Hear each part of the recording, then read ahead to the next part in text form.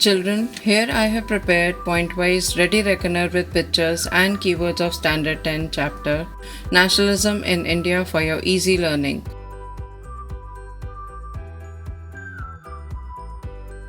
Our next topic is Gandhi-Irwin Pact. 1931 में गांधी जी और Lord Irwin ने जीआई पैक्ट साइन किया, जिसमें गांधी जी ने second round table conference London में इंडिया का फ्यूचर कॉन्स्टिट्यूशन डिस्कस करने को एक्सेप्ट किया और बदले में ब्रिटिश गवर्नमेंट ने पॉलिटिकल प्रिजनर्स को फ्री किया। कॉन्फ्रेंस में ब्रिटिशर्स ने इंडियंस की डोमिनियन स्टेटस की डिमांड को एक्सेप्ट नहीं किया और Gandhi ji empty handed India वापस आए। डोमिनियन स्टेटस यानी इंडिया अपनी गवर्नमेंट फॉर्म करे पर अंडर द ब्रिटिश क्राउन।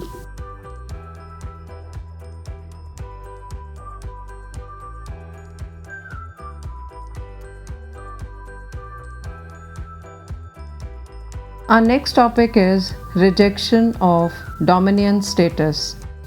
1929 में लॉर्ड इरविन ने इंडिया को कभी फ्यूचर में डोमिनियन स्टेटस देने का अनाउंस किया।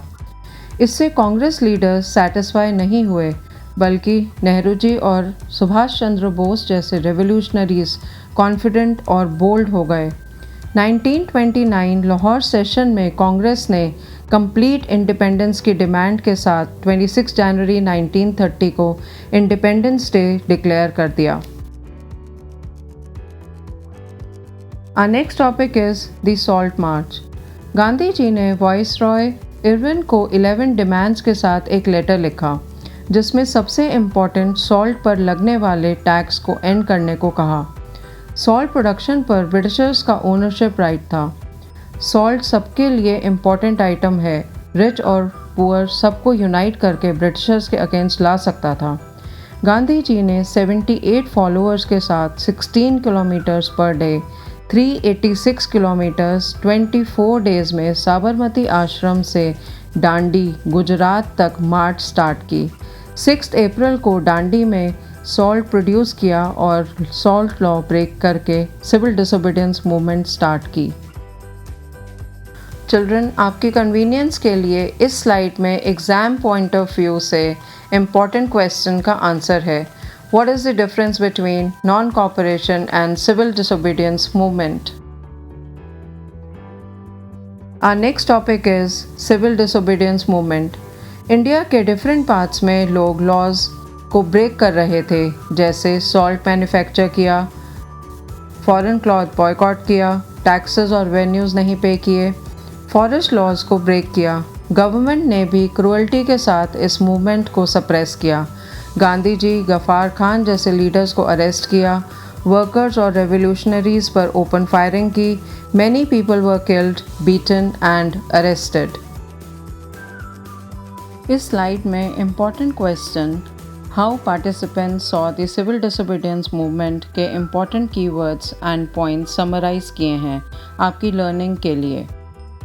पुअर पेजेंट्स लैंडलॉर्ड्स के लैंड पर काम करते थे, उनकी इनकम कम थी और रेंट बहुत ज़्यादा थे।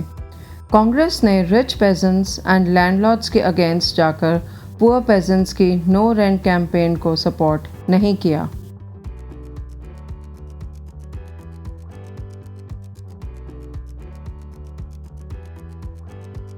Business classes. First world war के टाइम पर इंडस्ट्रियलिस्ट और मर्चेंट्स ने ह्यूज प्रॉफिट्स अर्न किए। वो अब बिज़नेस को और इंक्रीज़ करने के लिए इंपोर्ट्स को डिक्रीज़ करना चाहते थे। बिग बिजनेसमैन को साथ लाने के लिए फिक्की जैसी एसोसिएशंस फॉर्म की। जीडी बिरला और पुरुषोत्तम दास जैसे बिग इंडस्ट्रियलिस्ट इंडियन इकोनॉमी को कंट्रोल करना चाहते थे, इसीलिए उन्होंने गवर्नमेंट के against civil disobedience movement join किया और इम्पोर्टेड गुड्स को बाय और सेल करने से रिफ्यूज़ किया। इंडस्ट्रियल वर्किंग क्लास ने नागपुर के अलावा कहीं पर भी सिविल डिसोबीडियंस में पार्टिसिपेट नहीं किया। उनकी problem low wages and poor working conditions थी, पर गांधी जी के कुछ आइडियाज़ को अडेप्ट किया, जैसे रेलवेज और डॉक वर्कर्स की स्ट्राइक, छोटा नागपुर माइन वर्कर्स की स्ट्राइक। कांग्रेस ने इंडस्ट्रियलिस्ट के अगेंस्ट जाकर वर्कर्स को सपोर्ट नहीं किया। कांग्रेस में वायलेंस और सोशलिज्म सपोर्टर्स को देखते हुए इंडस्ट्रियलिस्ट का इंटरेस्ट इस मूवमेंट में कम हो गया। उनको लगा इन एक्टिविटीज़ से उनका बिजनेस अफेक्ट होगा। Our next topic is role of women. Children, this is also a very important question for exams. Congress और गांधी जी विमेन को एक symbol who should look after their houses properly की तरह ही देखते थे। सिविल डिसोबीडियंस मूवमेंट में high class और rich families की विमेन ने सॉल्ट मार्च, प्रोटेस्ट रैलीज में पार्टिसिपेट किया और इसको भी नेशन के लिए अपनी ड्यूटी माना। इस स्लाइड में important question how participants saw the civil disobedience movement के important keywords and points summarize किए हैं आपकी लर्निंग के लिए।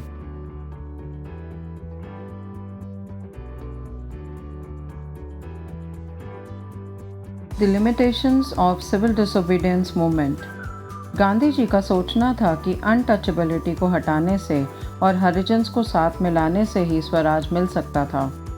गांधी जी ने उन्हें चिल्ड्रन ऑफ गॉड कहा। उनको इक्वल राइट्स दिलाने के लिए सत्याग्रह ऑर्गेनाइज किए।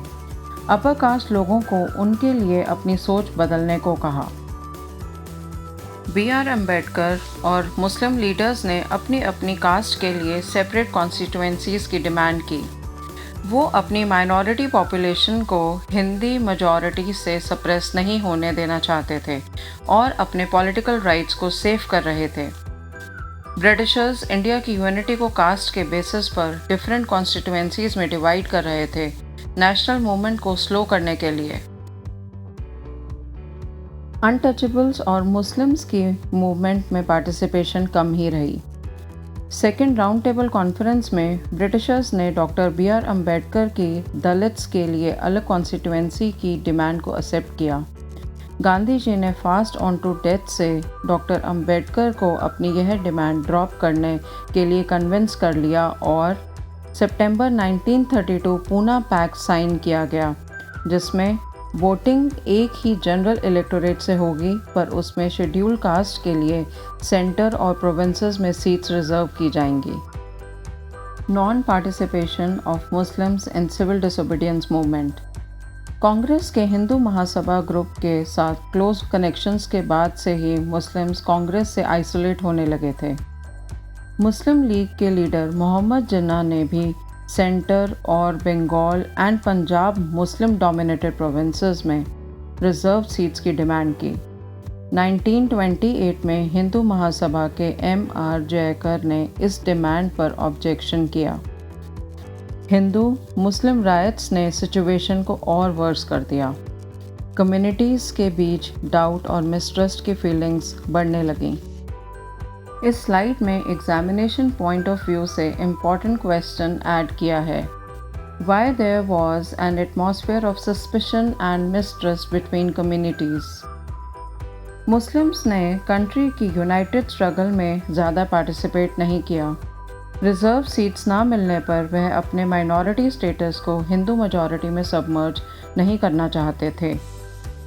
Children, for your easy learning, I have added summary of limitations of civil disobedience movement in this slide.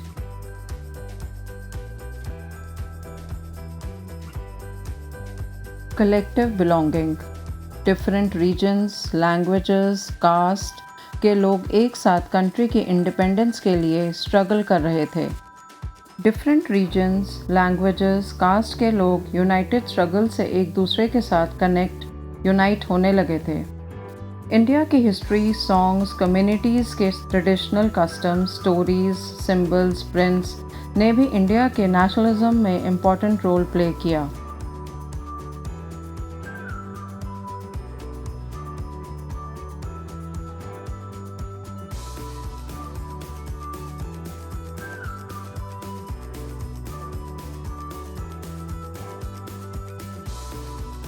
Main cultural processes. First heading is the image of Bharat Mata.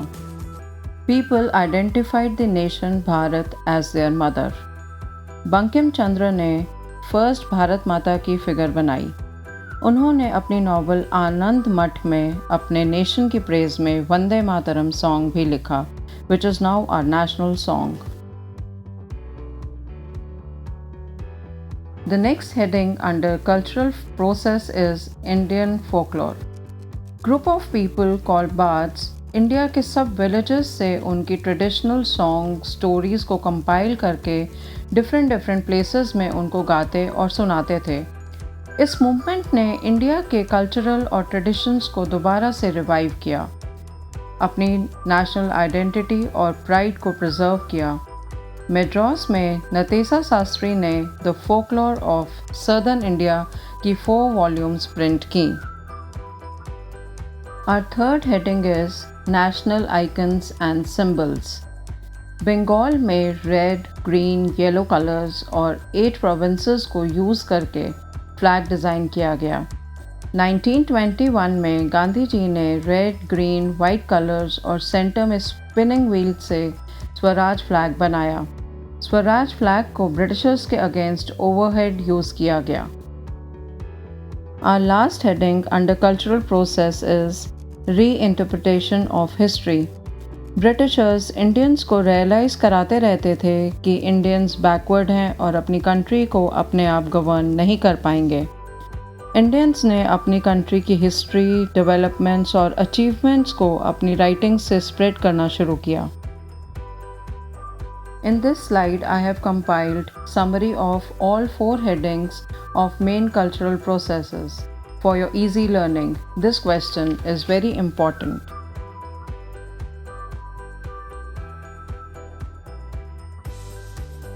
This slide covers NCERT question 4 comparing images of Bharat Mata of India and Germania from Germany.